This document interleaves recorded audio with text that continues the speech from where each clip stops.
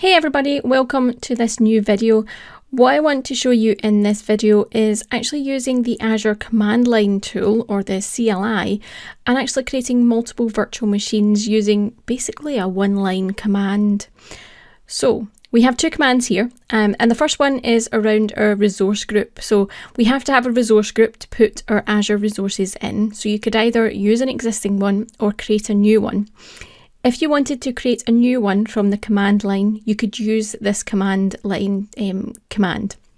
So you can do az group create, then specify the name of the resource group and then the location for that resource group. Now, once we have that resource group created, or if we're using an existing one, we can move on to actually creating the virtual machines. Now, we use the command azvm create, and then we append some inputs into that. So we say the name of the virtual machine that we would want, we specify the resource group, we then specify the image, which would be ultimately the operating system of the virtual machine, whether that be something like Ubuntu or CentOS or Windows, whatever it may be. And then we say how many virtual machines do we need for this creation. Do we want 1? Do we want 2? Do we want 12? You have the option here to put in a number, and the command will create the amount of virtual machines that you need and are asking for.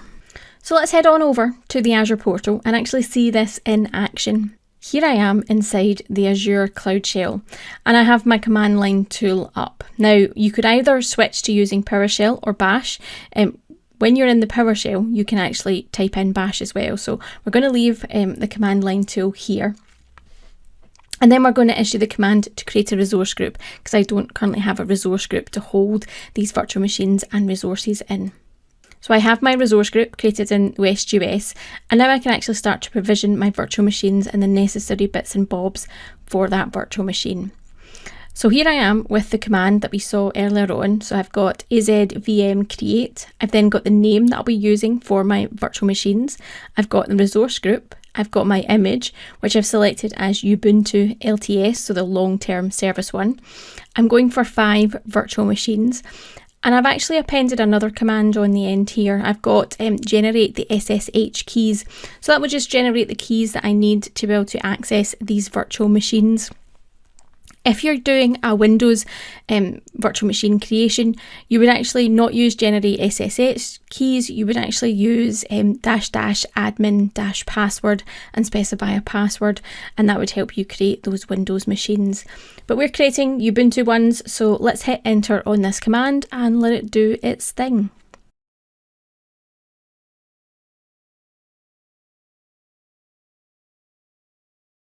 So after a minute or two, we have those virtual machines created. And if we switch over to the portal view, we can have a look inside the resource group. And we can see we have those 5 disks, we have 5 network interfaces, we've got a network security group for all of those, we have public IP addresses, we have the virtual machines, and last but not least, we have the virtual network for these virtual machines.